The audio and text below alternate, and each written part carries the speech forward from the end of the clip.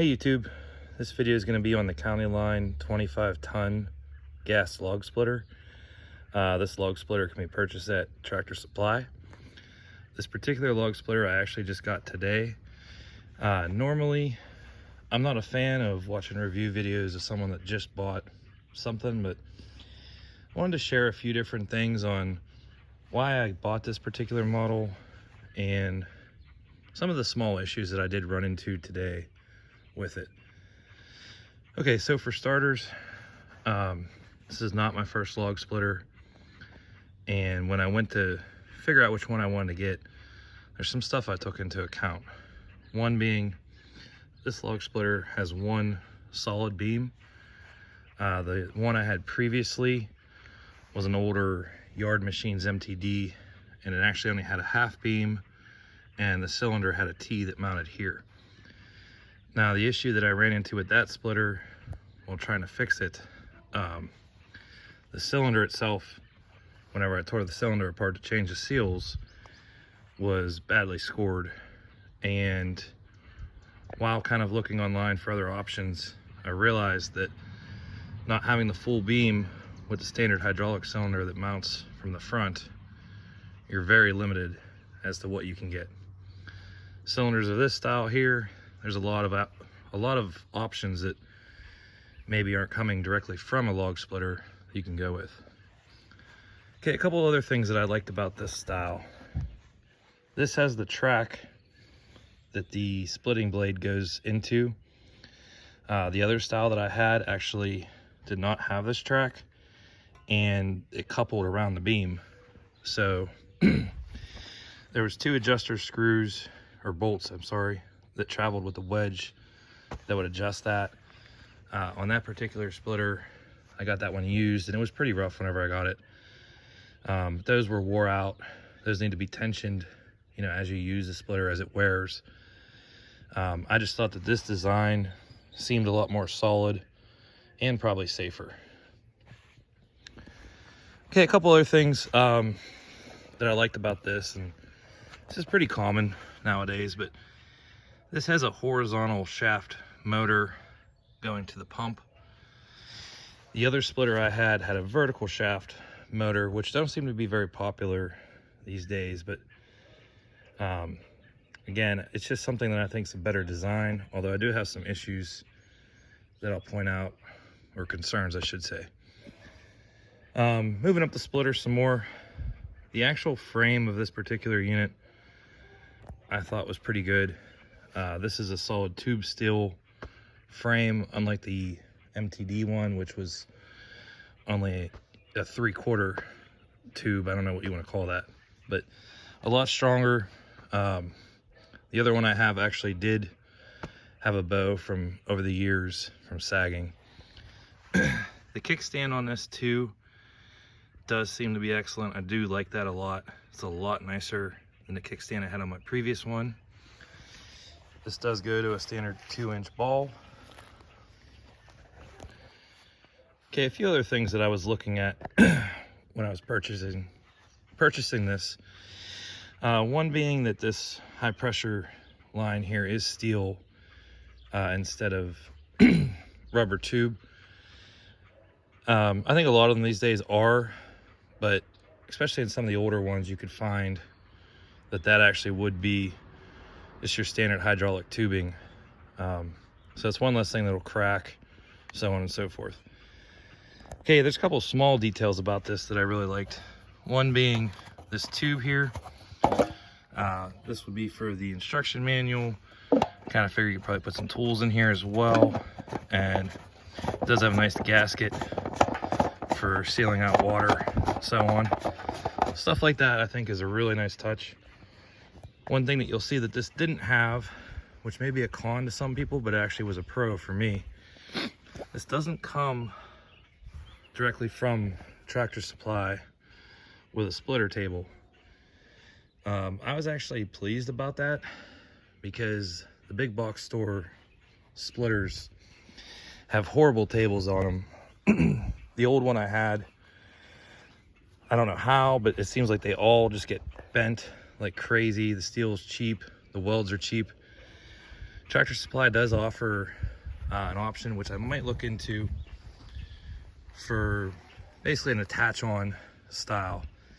I did see one YouTube video too where someone put one here and then actually drilled a couple more holes and put a second one there to protect the motor. So that's something I might do, or I might just fab up my own. But like I said, I was actually glad about that. I kind of figured it was a good way to maybe save some money on the cost, although the price of these did go up. Something else I did like, which may seem a little bit weird, but this splitter did not come with fenders on the wheels.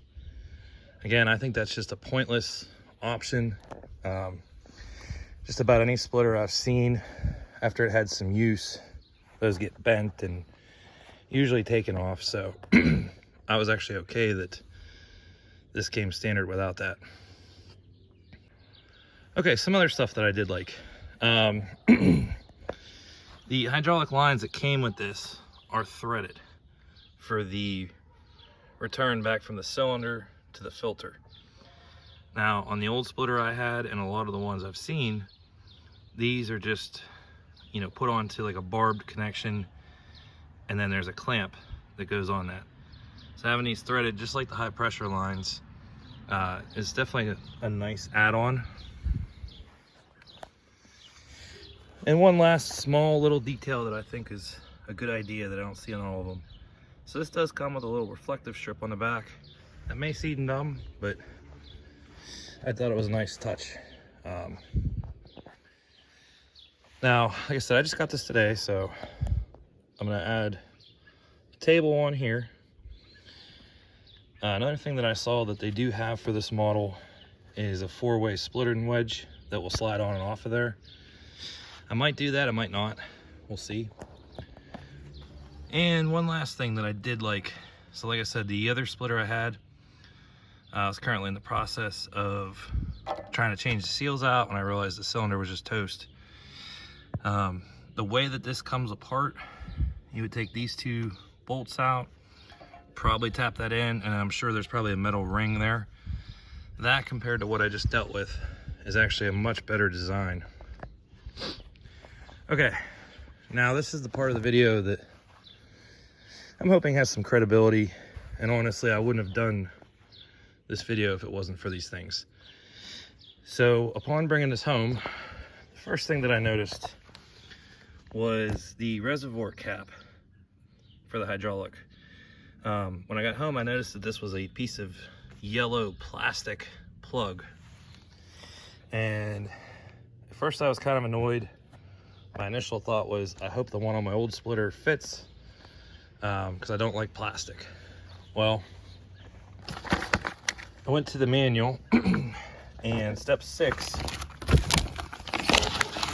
shakiness. Step 6 of the manual, which for Tractor Supply, these are actually the steps that they do to decrate it. Step 6 of the manual calls for the plastic shipping plug to be removed and the dipstick to be installed, which is supposed to come in the tube. So I called Tractor Supply. Again, this was about a half hour after getting home, and I let them know what happened. I would say they were fairly useful. The guy I was talking to actually did give me a cell phone number and had me text him some pictures, and he ended up pulling one off of another model.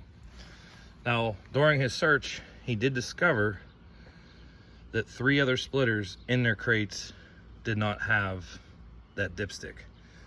So makes you a little nervous. That came from the manufacturer that way. On the flip side, you would hope that maybe the big box stores would catch stuff like that. I can tell you in all honesty, 15 years ago, I did work at Lowe's, and one of the things that they had me do from time to time was put together log splitters. I'm not gonna sit here and lie to you. I'm sure I messed some up. So I really wasn't too upset with the store. They got me set up. You know, just the drive back and forth is always kind of sucks. Okay, now the next problem. Upon coming home, I did check the hydraulic level. So this again came pre-installed for the most part from the factory. When I checked the fluid, it was low. Luckily I had a brand new gallon of hydraulic fluid from my other splitter here, and it was the correct type. So this ended up taking an entire gallon, and it's still not even at the max line. So something to be aware of. You know, these aren't, I wouldn't necessarily compare these to like a pressure washer or weed whacker. If you go and buy one of these, especially from a big box store, be prepared to do some small maintenance checks. I wouldn't say these are 100% ready to go out the gate. Now, with that being said, I also did check the oil. The oil was good, and a lot of other stuff did check out. Now, a few other things that I did find. So, this high pressure line coming from the pump to the valve, this was loose. This high pressure line here was loose. This low pressure line right here was loose. So these three were loose, the rest seemed to be okay. And these two bolts on the other side, I have a picture, maybe I'll put it in. I just noticed whenever I flipped this up vertical, I noticed that they had different thread lengths on the bolt. So I did run those in, you know, so they felt tight. But a few things to go over. There's a ton of videos that talk about basically going through every nut and bolt, you know, on the machine. Now, a couple design things that I don't like. So for starters, I realize this is, you know, a big box store splitter. You kind of get what you get. That's all fine. I knew what I was doing going into it. I did look into like entry-level commercial splitters, mainly because the travel speed for this is only 45 miles an hour. And there are a few out there like Easton Made and some others that are supposedly rated for highway speed, which again, I don't know, that's what they say.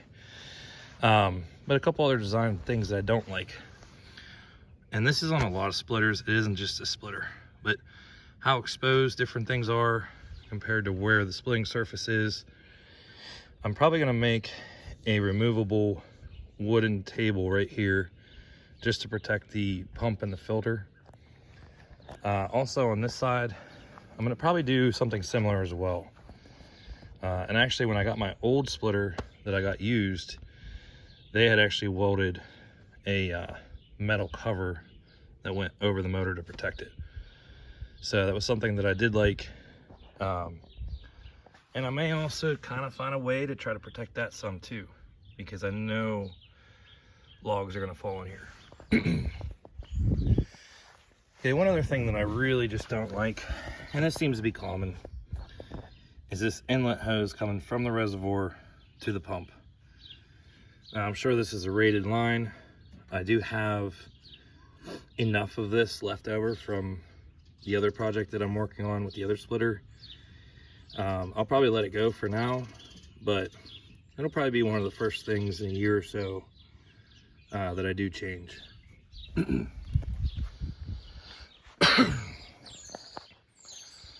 Okay, one last thing, and this is more of a question, so anyone that does have an answer for it, let me know.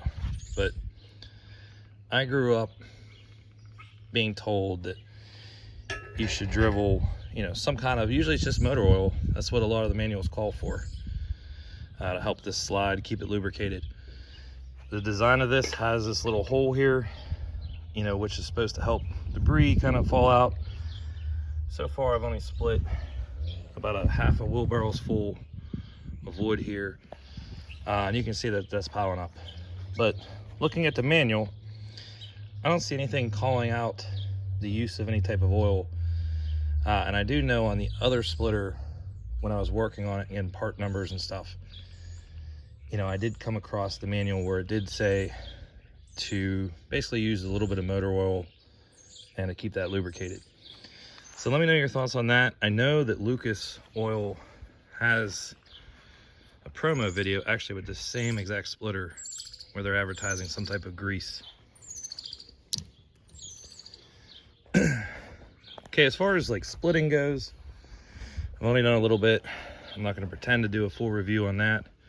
All I do know is, you know, I did split some fresh wood. A lot of it was maple. Using the other splitter I had that had the seal issues, it would split some wood. You can see some dry wood over there. It split right through that, but I got about 3 8-foot truck full beds of this right now, and it would not make a dent in this. And one or two of the pieces I grabbed were very naughty, so went right through it, no problem. I got no issue with the cycle time. I honestly think too many people are getting hung up on that, especially residential people. You know, if you don't allow the wedge to come the whole way back, you got a good cycle time. And that ram does not have to go far into the log. I just think it's talked about too much. I also think this is false. I've watched a lot of videos where these cycle times aren't accurate either one way or the other. Like I said, I think it's just focused on too much. One last thing that I did notice, and this is just nitpicky, but looking at the oil drain, I don't know why they design stuff the way they do. It's just cheap. But that, you know, I've seen other videos too where people have commented, that's just gonna make a mess, you know, when it comes time to change the oil. Speaking of oil and filters and stuff, one thing that I always like to do with any of my machinery is write the date on there. So this was the first day it was used. I don't believe anything was ran through this. I could be wrong, but you know, the manual does call out specific maintenance times, especially in the beginning stages of the engine break-in and everything. It should be it. Hopefully this video was useful. Let me know if you have any comments. Thanks.